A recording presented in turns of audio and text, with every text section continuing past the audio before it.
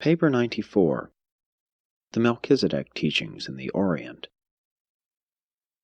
The early teachers of the Salem religion penetrated to the remotest tribes of Africa and Eurasia, ever preaching Macaventa's gospel of man's faith and trust in the one universal God as the only price of obtaining divine favor. Melchizedek's covenant with Abraham was the pattern for all the early propaganda that went out from Salem and other centers. Urantia has never had more enthusiastic and aggressive missionaries of any religion than these noble men and women who carried the teachings of Melchizedek over the entire Eastern Hemisphere. These missionaries were recruited from many peoples and races, and they largely spread their teachings through the medium of native converts. They established training centers in different parts of the world where they taught the natives the Salem religion and then commissioned these pupils to function as teachers among their own people. 1. The Salem Teachings in Vedic India.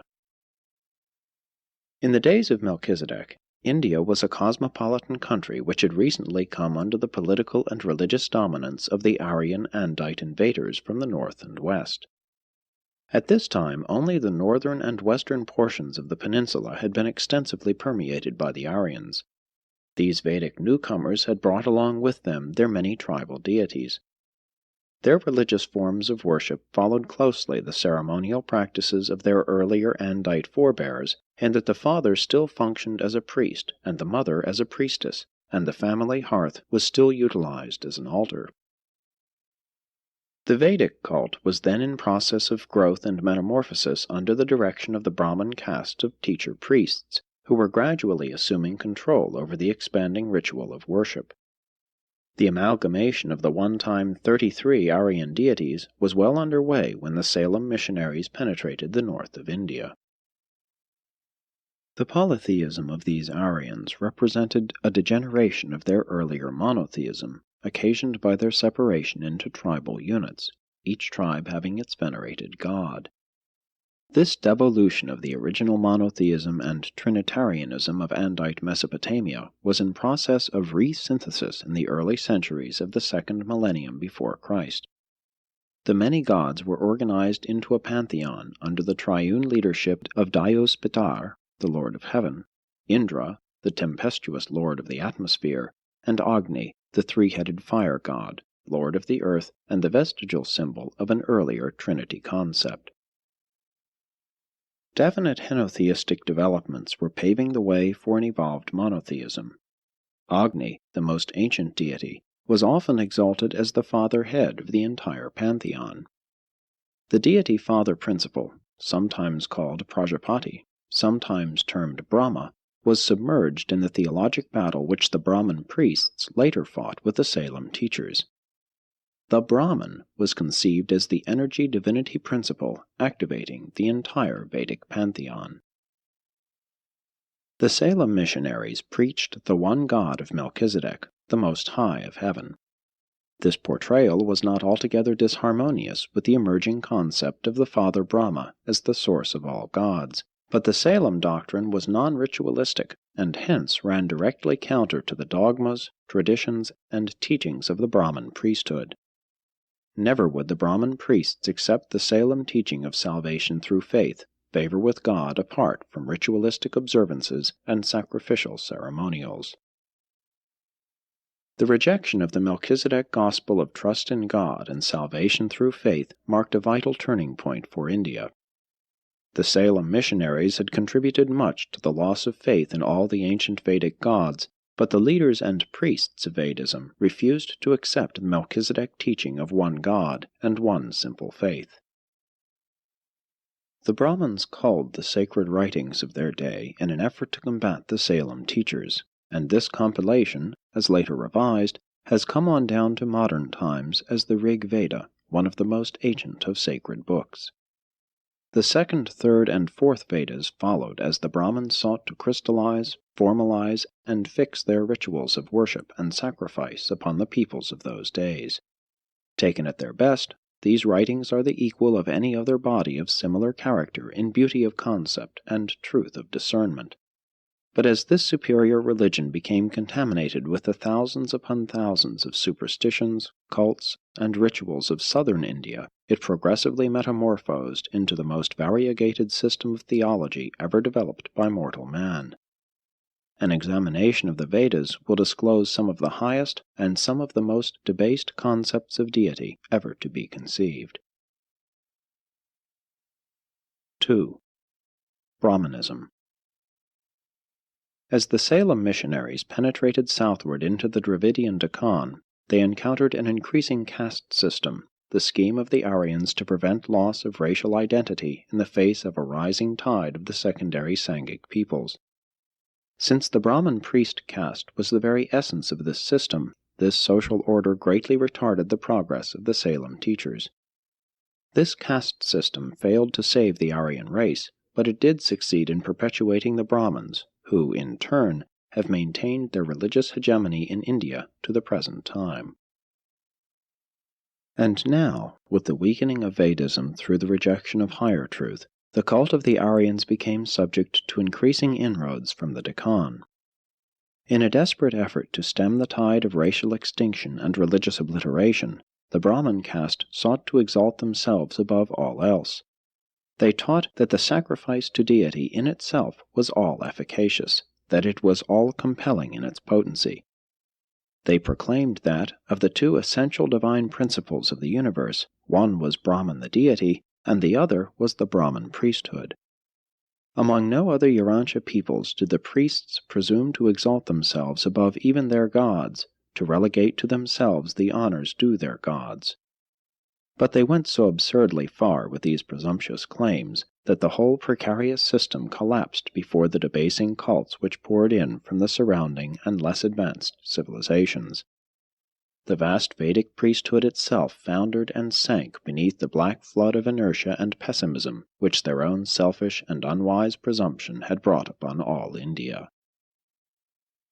The undue concentration on self led certainly to a fear of the non-evolutionary perpetuation of self in an endless round of successive incarnations as man, beast, or weeds.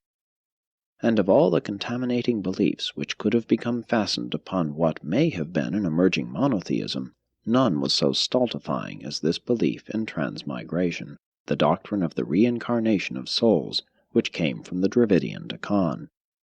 This belief in the weary and monotonous round of repeated transmigrations robbed struggling mortals of their long-cherished hope of finding that deliverance and spiritual advancement in death which had been a part of the earlier Vedic faith.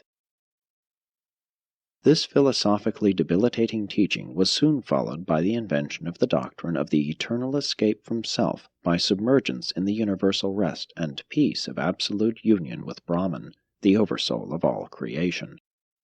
Mortal desire and human ambition were effectually ravished and virtually destroyed. For more than 2,000 years the better minds of India have sought to escape from all desire, and thus was opened wide the door for the entrance of those later cults and teachings which have virtually shackled the souls of many Hindu peoples in the chains of spiritual hopelessness. Of all civilizations, the Vedic Aryan paid the most terrible price for its rejection of the Salem gospel. Caste alone could not perpetuate the Aryan religio-cultural system, and as the inferior religions of the Deccan permeated the north, there developed an age of despair and hopelessness. It was during these dark days that the cult of taking no life arose, and it has ever since persisted. Many of the new cults were frankly atheistic, claiming that such salvation as was attainable could come only by man's own unaided efforts. But throughout a great deal of all this unfortunate philosophy, distorted remnants of the Melchizedek and even the Adamic teachings can be traced. These were the times of the compilation of the later scriptures of the Hindu faith, the Brahmanas and the Upanishads. Having rejected the teachings of personal religion through the personal faith experience with the one God, and having become contaminated with the flood of debasing and debilitating cults and creeds from the Deccan, with their anthropomorphisms and reincarnations, the Brahmanic priesthood experienced a violent reaction against these vitiating beliefs. There was a definite effort to seek and to find true reality.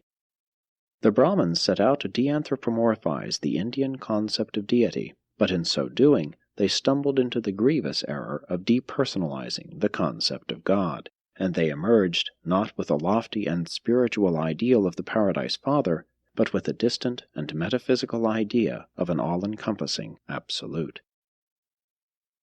In their efforts at self-preservation, the Brahmins had rejected the one God of Melchizedek, and now they found themselves with the hypothesis of Brahman, that indefinite and elusive philosophic self, that impersonal and impotent It, which has left the spiritual life of India helpless and prostrate from that unfortunate day to the 20th century.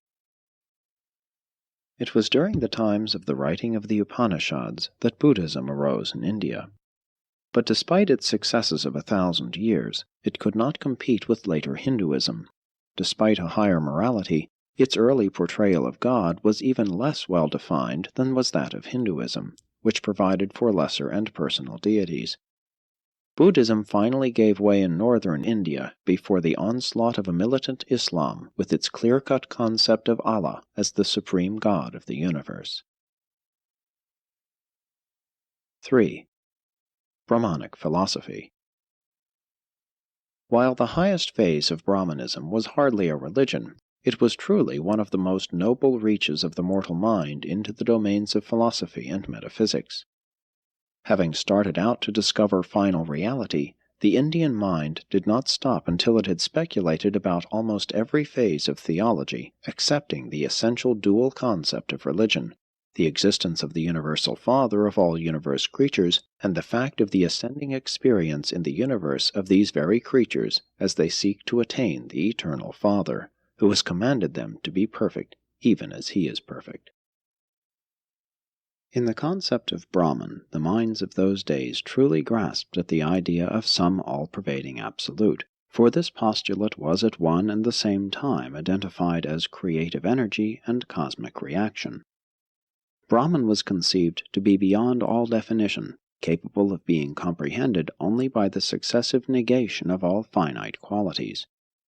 It was definitely a belief in an absolute, even an infinite being, but this concept was largely devoid of personality attributes and was therefore not experienceable by individual religionists. Brahman Narayana was conceived as the absolute, the infinite It is, the primordial creative potency of the potential cosmos, the universal self existing static and potential throughout all eternity. Had the philosophers of those days been able to make the next advance in deity conception, had they been able to conceive of the Brahman as associative and creative, as a personality approachable by created and evolving beings, then might such a teaching have become the most advanced portraiture of deity on Urantia, since it would have encompassed the first 5 levels of total deity function and might possibly have envisioned the remaining 2. In certain phases, the concept of the one universal Oversoul as the totality of the summation of all creature existence led the Indian philosophers very close to the truth of the Supreme Being, but this truth availed them not because they failed to evolve any reasonable or rational personal approach to the attainment of their theoretic monotheistic goal of Brahman Narayana. The karma principle of causality continuity is, again, very close to the truth of the repercussional synthesis of all time-space actions in the deity presence of the Supreme. But this postulate never provided for the coordinate personal attainment of deity by the individual religionist, only for the ultimate engulfment of all personality by the universal Oversoul. The philosophy of Brahmanism also came very near to the realization of the indwelling of the thought adjusters, only to become perverted through the misconception of truth. The teaching that the soul is the indwelling of the Brahman would have paved the way for an advanced religion, had not this concept been completely vitiated by the belief that there is no human individuality apart from this indwelling of the Universal One. In the doctrine of the merging of the self-soul with the oversoul, the theologians of India failed to provide for the survival of something human, something new and unique, something born of the union of the will of man and the will of God. The teaching of the soul's return to the Brahman is closely parallel to the truth of the adjuster's return to the bosom of the Universal Father, But there is something distinct from the adjuster which also survives, the morontial counterpart of mortal personality. And this vital concept was fatally absent from Brahmanic philosophy. Brahmanic philosophy has approximated many of the facts of the universe and has approached numerous cosmic truths, but it has all too often fallen victim to the error of failing to differentiate between the several levels of reality, such as absolute, transcendental, and finite. It has failed to take into account that what may be finite illusory on the absolute level may be absolutely real on the finite level. And it has also taken no cognizance of the essential personality of the Universal Father, who is personally contactable on all levels, from the evolutionary creature's limited experience with God on up to the limitless experience of the Eternal Son with the Paradise Father. 4. The Hindu religion. With the passing of the centuries in India, the populace returned in measure to the ancient rituals of the Vedas as they had been modified by the teachings of the Melchizedek missionaries and crystallized by the later Brahmin priesthood. This, the oldest and most cosmopolitan of the world's religions, has undergone further changes in response to Buddhism and Jainism and to the later appearing influences of Mohammedanism and Christianity. But by the time the teachings of Jesus arrived, they had already become so occidentalized as to be a white man's religion, hence strange and foreign to the Hindu mind. Hindu theology, at present, depicts 4 descending levels of deity and divinity. 1. The Brahman, the Absolute, the Infinite One, the It Is. 2. The Trimurti, the Supreme Trinity of Hinduism. In this association, Brahma, the first member, is conceived as being self-created out of the Brahman, infinity. Were it not for close identification with the pantheistic Infinite One, Brahma could constitute the foundation for a concept of the Universal Father. Brahma is also identified with fate. The worship of the second and third members, Siva and Vishnu, arose in the first millennium after Christ. Siva is Lord of life and death, god of fertility, and master of destruction. Vishnu is extremely popular due to the belief that he periodically incarnates in human form. In this way, Vishnu becomes real and living in the imaginations of the Indians. Siva and Vishnu are each regarded by some as supreme over all. 3. Vedic and post-Vedic deities. Many of the ancient gods of the Aryans, such as Agni, Indra, and Soma, have persisted as secondary to the 3 members of the Trimurti. Numerous additional gods have arisen since the early days of Vedic India, and these have also been incorporated into the Hindu pantheon. 4. The demigods. Supermen, semigods, heroes, demons, ghosts, evil spirits, sprites, monsters, goblins, and saints of the later-day cults. While Hinduism has long failed to vivify the Indian people, at the same time it has usually been a tolerant religion. Its great strength lies in the fact that it has proved to be the most adaptive, amorphic religion to appear on Urantia. It is capable of almost unlimited change and possesses an unusual range of flexible adjustment, from the high and semi-monotheistic speculations of the intellectual Brahmin to the arrant fetishism and primitive cult practices of the debased and depressed classes of ignorant believers. Hinduism has survived because it is essentially an integral part of the basic social fabric of India. It has no great hierarchy which can be disturbed or destroyed. It is interwoven into the life pattern of the people.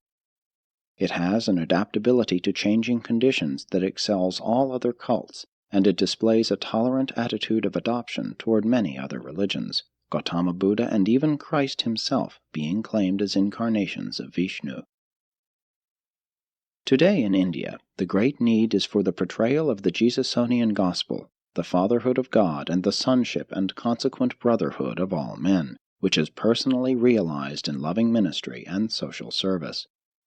In India, the philosophical framework is existent, the cult structure is present, All that is needed is the vitalizing spark of the dynamic love portrayed in the original gospel of the Son of Man, divested of the Occidental dogmas and doctrines which have tended to make Michael's life bestowal a white man's religion. 5. The struggle for truth in India. As the Salem missionaries passed through Asia, spreading the doctrine of the Most High God and salvation through faith, they absorbed much of the philosophy and religious thought of the various countries traversed. But the teachers commissioned by Melchizedek and his successors did not default in their trust. They did penetrate to all peoples of the Eurasian continent, and it was in the middle of the second millennium before Christ that they arrived in China. At Sefuk, for more than 100 years, the Salemites maintained their headquarters, there training Chinese teachers who taught throughout all the domains of the yellow race. It was in direct consequence of this teaching that the earliest form of Taoism arose in China, a vastly different religion than the one which bears that name today. Early or Proto-Taoism was a compound of the following factors. 1. The lingering teachings of Singlankton, which persisted in the concept of Shang-Ti, the god of heaven. In the times of Singlankton, the Chinese people became virtually monotheistic. They concentrated their worship on the one truth, later known as the Spirit of Heaven, the universe ruler. And the yellow race never fully lost this early concept of deity, although in subsequent centuries many subordinate gods and spirits insidiously crept into their religion. 2. The Salem religion of a Most High Creator deity who would bestow his favor upon mankind in response to man's faith.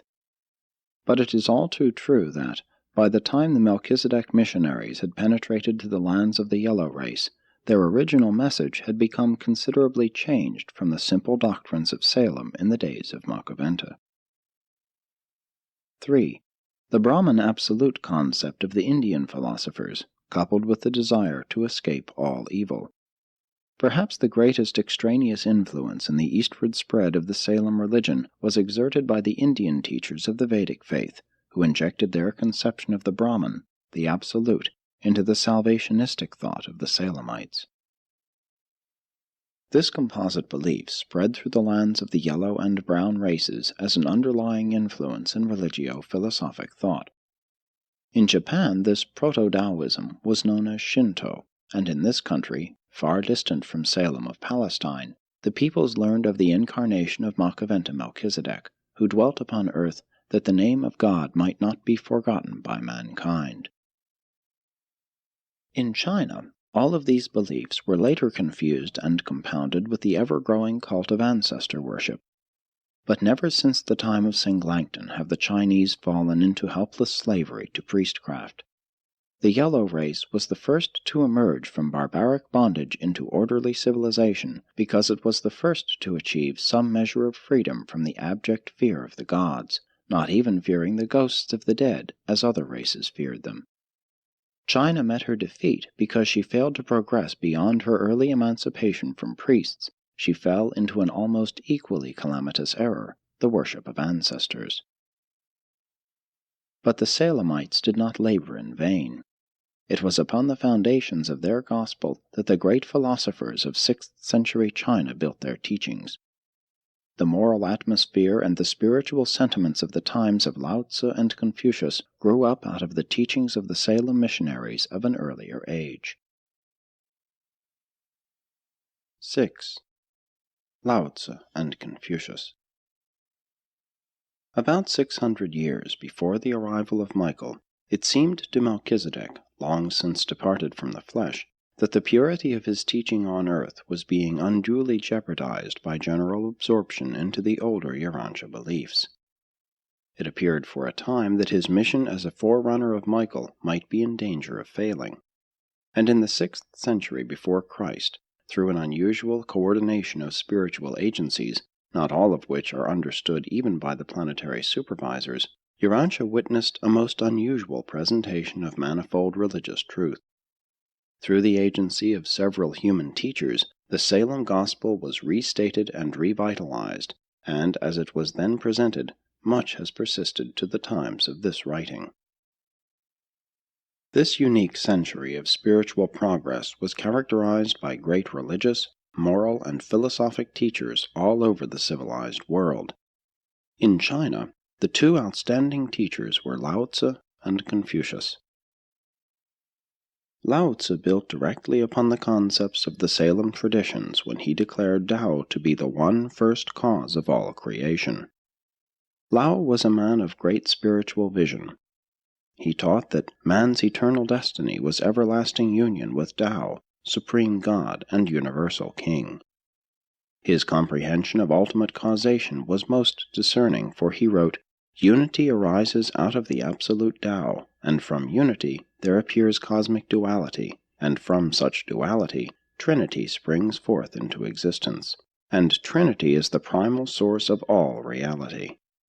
All reality is ever in balance between the potentials and the actuals of the cosmos, and these are eternally harmonized by the spirit of divinity." Lao-Tse also made one of the earliest presentations of the doctrine of returning good for evil. Goodness begets goodness, but to the one who is truly good, evil also begets goodness. He taught the return of the creature to the Creator, and pictured life as the emergence of a personality from the cosmic potentials, while death was like the returning home of this creature personality. His concept of true faith was unusual, and he too likened it to the attitude of a little child. His understanding of the eternal purpose of God was clear, for he said, "The absolute deity does not strive, but is always victorious. He does not coerce mankind, but always stands ready to respond to their true desires. The will of God is eternal in patience and eternal in the inevitability of its expression." And of the true religionist he said, in expressing the truth that it is more blessed to give than to receive, "The good man seeks not to retain truth for himself, but rather attempts to bestow these riches upon his fellows, for that is the realization of truth. The will of the absolute God always benefits, never destroys. The purpose of the true believer is always to act, but never to coerce." Lao's teaching of non-resistance and the distinction which he made between action and coercion became later perverted into the beliefs of seeing, doing, and thinking nothing. But Lao never taught such error, albeit his presentation of non-resistance has been a factor in the further development of the pacific predilections of the Chinese peoples. But the popular Taoism of 20th century Urantia has very little in common with the lofty sentiments and the cosmic concepts of the old philosopher who taught the truth as he perceived it, which was, that faith in the absolute God is the source of that divine energy which will remake the world, and by which man ascends to spiritual union with Tao, the eternal deity and creator absolute of the universes. Confucius, Confucius, was a younger contemporary of Lao in 6th century China. Confucius based his doctrines upon the better moral traditions of the long history of the yellow race, and he was also somewhat influenced by the lingering traditions of the Salem missionaries. His chief work consisted in the compilation of the wise sayings of ancient philosophers. He was a rejected teacher during his lifetime, but his writings and teachings have ever since exerted a great influence in China and Japan. Confucius set a new pace for the shamans in that he put morality in the place of magic. But he built too well. He made a new fetish out of order and established a respect for ancestral conduct that is still venerated by the Chinese at the time of this writing. The Confucian preachment of morality was predicated on the theory that the earthly way is the distorted shadow of the heavenly way, that the true pattern of temporal civilization is the mirror reflection of the eternal order of heaven. The potential God concept in Confucianism was almost completely subordinated to the emphasis placed upon the way of heaven, the pattern of the cosmos. The teachings of Lao have been lost to all but a few in the Orient, but the writings of Confucius have ever since constituted the basis of the moral fabric of the culture of almost a third of Urantians. These Confucian precepts, while perpetuating the best of the past, were somewhat inimical to the very Chinese spirit of investigation that had produced those achievements which were so venerated. The influence of these doctrines was unsuccessfully combated both by the imperial efforts of Qin Shi Huangdi and by the teachings of Mo-Ti, who proclaimed a brotherhood founded not on ethical duty, but on the love of God. He sought to rekindle the ancient quest for new truth, but his teachings failed before the vigorous opposition of the disciples of Confucius. Like many other spiritual and moral teachers, both Confucius and Lao-Tse were eventually deified by their followers in those spiritually dark ages of China which intervened between the decline and perversion of the Taoist faith and the coming of the Buddhist missionaries from India. During these spiritually decadent centuries, the religion of the yellow race degenerated into a pitiful theology wherein swarmed devils, dragons, and evil spirits, all betokening the returning fears of the unenlightened mortal mind. And China, once at the head of human society because of an advanced religion, then fell behind because of temporary failure to progress in the true path of the development of that God consciousness which is indispensable to the true progress, not only of the individual mortal, but also of the intricate and complex civilizations which characterize the advance of culture and society on an evolutionary planet of time and space. 7. Gautama Siddhartha.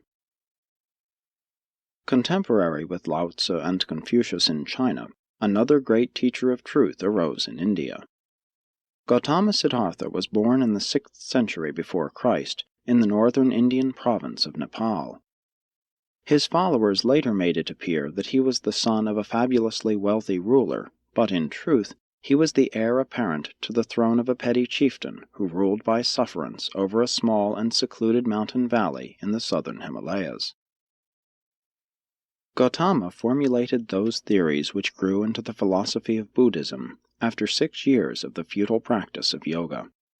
Siddhartha made a determined but unavailing fight against the growing caste system. There was a lofty sincerity and a unique unselfishness about this young prophet prince that greatly appealed to the men of those days. He detracted from the practice of seeking individual salvation through physical affliction and personal pain, and he exhorted his followers to carry his gospel to all the world. Amid the confusion and extreme cult practices of India, the saner and more moderate teachings of Gautama came as a refreshing relief. He denounced gods, priests, and their sacrifices, but he too failed to perceive the personality of the one universal. Not believing in the existence of individual human souls, Gautama, of course, made a valiant fight against the time-honored belief in transmigration of the soul. He made a noble effort to deliver men from fear, to make them feel at ease and at home in the great universe, but he failed to show them the pathway to that real and supernal home of ascending mortals, paradise, and to the expanding service of eternal existence. Gautama was a real prophet, and had he heeded the instruction of the hermit Godad, he might have aroused all India by the inspiration of the revival of the Salem gospel of salvation by faith. Godad was descended through a family that had never lost the traditions of the Melchizedek missionaries. At Benares, Gautama founded his school, and it was during its 2nd year that a pupil, Botan, imparted to his teacher the traditions of the Salem missionaries about the Melchizedek covenant with Abraham, and while Siddhartha did not have a very clear concept of the universal Father, he took an advanced stand on salvation through faith, simple belief. He so declared himself before his followers, and began sending his students out in groups of 60 to proclaim to the people of India the glad tidings of free salvation, that all men, high and low, can attain bliss by faith in righteousness and justice. Gautama's wife believed her husband's gospel and was the founder of an order of nuns. His son became his successor and greatly extended the cult. He grasped the new idea of salvation through faith, but in his later years wavered regarding the Salem gospel of divine favor through faith alone, and in his old age his dying words were, "Work out your own salvation." When proclaimed at its best, Gautama's gospel of universal salvation, free from sacrifice, torture, ritual, and priests, was a revolutionary and amazing doctrine for its time. and it came surprisingly near to being a revival of the Salem gospel. It brought succor to millions of despairing souls, and notwithstanding its grotesque perversion during later centuries, it still persists as the hope of millions of human beings. Siddhartha taught far more truth than has survived in the modern cults bearing his name. Modern Buddhism is no more the teachings of Gautama Siddhartha than is Christianity the teachings of Jesus of Nazareth. 8. The Buddhist Faith. To become a Buddhist, one merely made public profession of the faith by reciting the refuge. I take my refuge in the Buddha. I take my refuge in the doctrine. I take my refuge in the brotherhood. Buddhism took origin in a historic person, not in a myth. Gautama's followers called him Sasta, meaning master or teacher. While he made no superhuman claims for either himself or his teachings, his disciples early began to call him the Enlightened One, the Buddha, and later on, Sakyamuni Buddha. The original Gospel of Gautama was based on the Four Noble Truths. 1. The Noble Truths of Suffering. 2. The Origins of Suffering. 3. The Destruction of Suffering. 4. The Way to the Destruction of Suffering.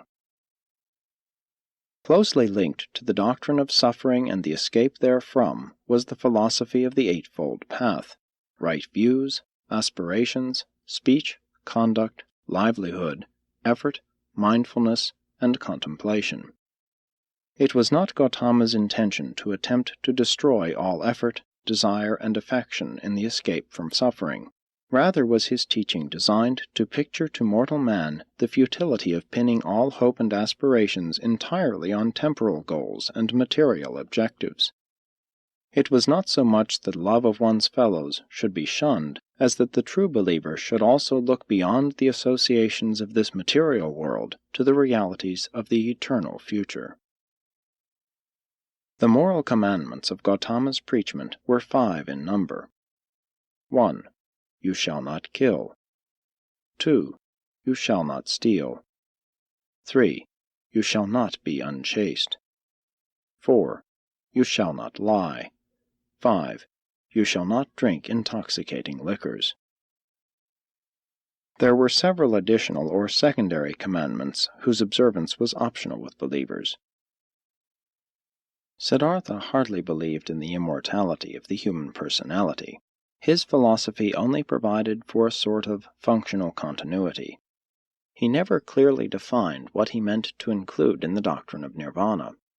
The fact that it could theoretically be experienced during mortal existence would indicate that it was not viewed as a state of complete annihilation. It implied a condition of supreme enlightenment and supernal bliss, wherein all fetters binding man to the material world had been broken. There was freedom from the desires of mortal life, and deliverance from all danger of ever again experiencing incarnation. According to the original teachings of Gautama, salvation is achieved by human effort, apart from divine help. There is no place for saving faith or prayers to superhuman powers. Gautama, in his attempt to minimize the superstitions of India, endeavored to turn men away from the blatant claims of magical salvation.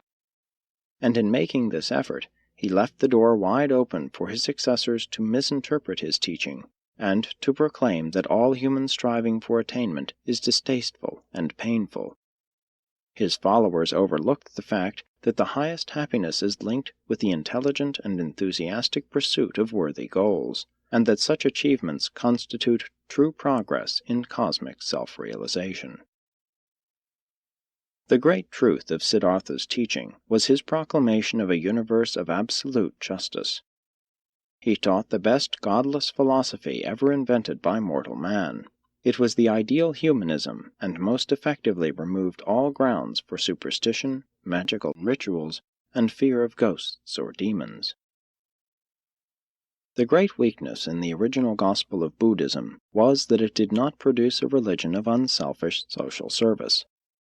The Buddhistic Brotherhood was, for a long time, not a fraternity of believers, but rather a community of student teachers. Gautama forbade their receiving money, and thereby sought to prevent the growth of hierarchical tendencies. Gautama himself was highly social. Indeed, his life was much greater than his preachment. 9. The spread of Buddhism. Buddhism prospered because it offered salvation through belief in the Buddha, the Enlightened One. It was more representative of the Melchizedek truths than any other religious system to be found throughout Eastern Asia. But Buddhism did not become widespread as a religion until it was espoused in self-protection by the low-caste monarch Asoka, who, next to Akhenaten in Egypt, was one of the most remarkable civil rulers between Melchizedek and Michael. Asoka built a great Indian empire through the propaganda of his Buddhist missionaries. During a period of 25 years, he trained and sent forth more than 17,000 missionaries to the farthest frontiers of all the known world. In one generation, he made Buddhism the dominant religion of one half the world. It soon became established in Tibet, Kashmir, Ceylon, Burma, Java, Siam, Korea, China, and Japan. And generally speaking, it was a religion vastly superior to those which it supplanted or upstepped. The spread of Buddhism from its homeland in India to all of Asia is one of the thrilling stories of the spiritual devotion and missionary persistence of sincere religionists. The teachers of Gautama's gospel not only braved the perils of the overland caravan routes, but faced the dangers of the China seas as they pursued their mission over the Asiatic continent, bringing to all peoples the message of their faith. But this Buddhism was no longer the simple doctrine of Gautama. It was the miraculized gospel which made him a god. And the farther Buddhism spread from its highland home in India, the more unlike the teachings of Gautama it became, and the more like the religions it supplanted it grew to be. Buddhism later on was much affected by Taoism in China, Shinto in Japan, and Christianity in Tibet. After 1,000 years, in India, Buddhism simply withered and expired. It became Brahmanized and later abjectly surrendered to Islam, while throughout much of the rest of the Orient it degenerated into a ritual which Gautama Siddhartha would never have recognized. In the South, the fundamentalist stereotype of the teachings of Siddhartha persisted in Ceylon, Burma, and the Indo-China peninsula. This is the Hinayana division of Buddhism, which clings to the early or asocial doctrine. But even before the collapse in India, the Chinese and North Indian groups of Gautama's followers had begun the development of the Mahayana teaching of the Great Road to Salvation, in contrast with the purists of the South who held to the Hinayana, or Lesser Road. And these Mahayanists cast loose from the social limitations inherent in the Buddhist doctrine, and ever since has this northern division of Buddhism continued to evolve in China and Japan. Buddhism is a living, growing religion today because it succeeds in conserving many of the highest moral values of its adherents. It promotes calmness and self-control, augments serenity and happiness, and does much to prevent sorrow and mourning. Those who believe this philosophy live better lives than many who do not. 10. Religion in Tibet. In Tibet may be found the strangest association of the Melchizedek teachings combined with Buddhism, Hinduism, Taoism, and Christianity. When the Buddhist missionaries entered Tibet, they encountered a state of primitive savagery very similar to that which the early Christian missionaries found among the northern tribes of Europe. These simple-minded Tibetans would not wholly give up their ancient magic and charms. Examination of the religious ceremonials of present-day Tibetan rituals reveals an overgrown brotherhood of priests with shaven heads who practice an elaborate ritual embracing bells, chants, incense, processionals, rosaries, images, charms, pictures, holy water, gorgeous vestments, and elaborate choirs. They have rigid dogmas and crystallized creeds, mystic rites and special fasts. Their hierarchy embraces monks, nuns, abbots, and the Grand Lama. They pray to angels, saints, a Holy Mother, and the gods. They practice confessions and believe in purgatory. Their monasteries are extensive and their cathedrals magnificent. They keep up an endless repetition of sacred rituals and believe that such ceremonials bestow salvation. Prayers are fastened to a wheel, and with its turning they believe the petitions become efficacious. Among no other people of modern times can be found the observance of so much from so many religions, and it is inevitable that such a cumulative liturgy would become inordinately cumbersome and intolerably burdensome. The Tibetans have something of all the leading world religions except the simple teachings of the Jesusonian Gospel, sonship with God, brotherhood with man, and ever-ascending citizenship in the eternal universe. 11. Buddhist philosophy. Buddhism entered China in the first millennium after Christ, and it fitted well into the religious customs of the yellow race. In ancestor worship, they had long prayed to the dead. Now they could also pray for them. Buddhism soon amalgamated with the lingering ritualistic practices of disintegrating Taoism. This new synthetic religion, with its temples of worship and definite religious ceremonial, soon became the generally accepted cult of the peoples of China, Korea, and Japan. While in some respects it is unfortunate that Buddhism was not carried to the world until after Gautama's followers had so perverted the traditions and teachings of the cult as to make of him a divine being, nonetheless, this myth of his human life, embellished as it was with a multitude of miracles, proved very appealing to the auditors of the Northern or Mahayana gospel of Buddhism. Some of his later followers taught that Sakyamuni Buddha's spirit returned periodically to earth as a living Buddha, thus opening the way for an indefinite perpetuation of Buddha images, temples, rituals, and impostor living Buddhas.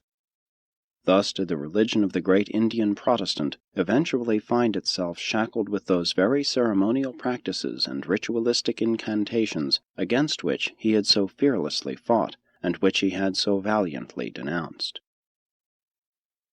The great advance made in Buddhist philosophy consisted in its comprehension of the relativity of all truth. Through the mechanism of this hypothesis, Buddhists have been able to reconcile and correlate the divergencies within their own religious scriptures, as well as the differences between their own and many others. It was taught that the small truth was for little minds, the large truth for great minds. This philosophy also held that the Buddha, divine nature, resided in all men, that man, through his own endeavors, could attain to the realization of this inner divinity. And this teaching is one of the clearest presentations of the truth of the indwelling adjusters ever to be made by a Urantian religion. But a great limitation in the original gospel of Siddhartha, as it was interpreted by his followers, was that it attempted the complete liberation of the human self from all the limitations of the mortal nature by the technique of isolating the self from objective reality. True cosmic self-realization results from identification with cosmic reality and with the finite cosmos of energy, mind, and spirit, bounded by space and conditioned by time. But though the ceremonies and outward observances of Buddhism became grossly contaminated with those of the lands to which it traveled, this degeneration was not altogether the case in the philosophical life of the great thinkers, who, from time to time, embraced this system of thought and belief. Through more than 2,000 years, many of the best minds of Asia have concentrated upon the problem of ascertaining absolute truth and the truth of the absolute. The evolution of a high concept of the absolute was achieved through many channels of thought and by devious paths of reasoning. The upward ascent of this doctrine of infinity was not so clearly defined as was the evolution of the God concept in Hebrew theology. Nevertheless, there were certain broad levels which the minds of the Buddhists reached, tarried upon, and passed through on their way to the envisioning of the primal source of universes. 1. The Gautama legend. At the base of the concept was the historic fact of the life and teachings of Siddhartha, the prophet prince of India. This legend grew in myth as it traveled through the centuries and across the broad lands of Asia, until it surpassed the status of the idea of Gautama as the enlightened one, and began to take on additional attributes. 2. The many Buddhas. It was reasoned that, if Gautama had come to the peoples of India, then in the remote past and in the remote future, the races of mankind must have been, and undoubtedly would be, blessed with other teachers of truth. This gave rise to the teaching that there were many Buddhas, an unlimited and infinite number, even that anyone could aspire to become one, to attain the divinity of a Buddha. 3. The Absolute Buddha. By the time the number of Buddhas was approaching infinity, it became necessary for the minds of those days to reunify this unwieldy concept. Accordingly, it began to be taught that all Buddhas were but the manifestation of some higher essence, some eternal one of infinite and unqualified existence, some absolute source of all reality. From here on, the deity concept of Buddhism in its highest form becomes divorced from the human person of Gautama Siddhartha, and casts off from the anthropomorphic limitations which have held it in leash. This final conception of the Buddha eternal can well be identified as the Absolute, sometimes even as the infinite I Am. While this idea of absolute deity never found great popular favor with the peoples of Asia, it did enable the intellectuals of these lands to unify their philosophy and to harmonize their cosmology.